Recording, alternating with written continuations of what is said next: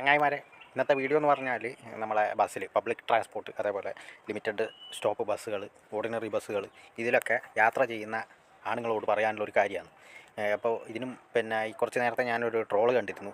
ആ ഒരു പിന്നെ കാർബോർഡ് വെച്ചിട്ട് അപ്പുറം ഇപ്പുറവും എന്താ പറയണ്ട മറച്ച് വെച്ചിട്ട്, അതായത് ആണുങ്ങളും പെണ്ണുങ്ങളും ഒരുമിച്ചിരിക്കുമ്പോൾ കാർബോർഡ് വെച്ചിട്ട് എന്താ പറയണ്ട ഒരു മതിൽ കൊടുത്ത പോലെ. അതെന്ന് വെച്ചാൽ അത്രയും അവസ്ഥയായിന്. കാരണം രണ്ട് ആൾക്ക് ഇരിക്കുമ്പോൾ മുട്ടുന്നുണ്ട് എന്ന് പറഞ്ഞിട്ട്, കൈ മുട്ടുന്നുണ്ട്, കാല് മുട്ടുന്നുണ്ട് എന്നൊക്കെ പറഞ്ഞിട്ട് മനഃപൂർവ്വം ഓരോ പ്രശ്നങ്ങൾ ഉണ്ടാക്കിയിട്ട് ആണുങ്ങളെ കൊടുക്കുന്ന പരിപാടി. ഞാൻ പറഞ്ഞത് എന്ന് പറഞ്ഞാൽ, ഇത് ആരും ചോദിക്കാനില്ലെങ്കിൽ ചിലരൊക്കെ പിന്നെ അങ്ങേയറ്റം കളിക്കും. അങ്ങേയറ്റം കളിക്കുന്നതെന്ന് പറഞ്ഞാൽ നിയമം ആരുടെ ഭാഗത്താണോ അനുകൂലം അത് പ്രത്യേകിച്ച് അവർ ദുരുപയോഗം ചെയ്യും. എന്ന് വെച്ചാൽ അത് വേണ്ടുന്നതിനും വേണ്ടാത്തതിനൊക്കെ ഉപയോഗിച്ചിട്ട് അവർ രക്ഷപ്പെടും. അപ്പോൾ എന്ന് വെച്ചാൽ എന്താ പറയുക, അനുകൂലിച്ചിട്ട് ഒരുപാട് പേര് പറയുന്നു. അപ്പോൾ അനുകൂലിച്ചിട്ട് പറയുന്നവരുടെ ശ്രദ്ധയ്ക്ക് അവർക്ക് ഈ ഒരു ഗതി വന്നാൽ മനസ്സിലാവും ഞാൻ പറഞ്ഞത് തെറ്റായിപ്പോയല്ലോ എന്നുള്ള. പക്ഷെ അങ്ങനെയുള്ളതും വരുമൊന്നുമില്ല. കാരണം എന്ന് വെച്ചാൽ ഏതാണെന്ന് ശരി ഏതാണെന്ന് തെറ്റ് എന്നുള്ളത് കണ്ടുപിടിക്കാനുള്ള ഒരു ബുദ്ധി വേണം.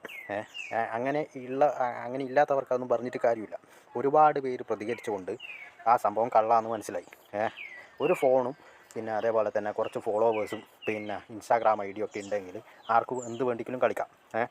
പക്ഷേ എന്ന് വെച്ചാൽ പാവപ്പെട്ടവരുടെ ജീവനും ജീവിതവും വെച്ചിട്ടാണ് ഈ കളിക്കുന്നത്. കാരണം അവർക്ക് ആ മനസ്സ് വിഷമിച്ചിട്ട് അവർ ആത്മഹത്യയോ മറ്റോ ചെയ്തിട്ടുണ്ടെങ്കിൽ ഇവരാരും ഒന്നും ചെയ്യൂല. നഷ്ടപ്പെട്ടത് അവർക്ക് മാത്രമാണ്.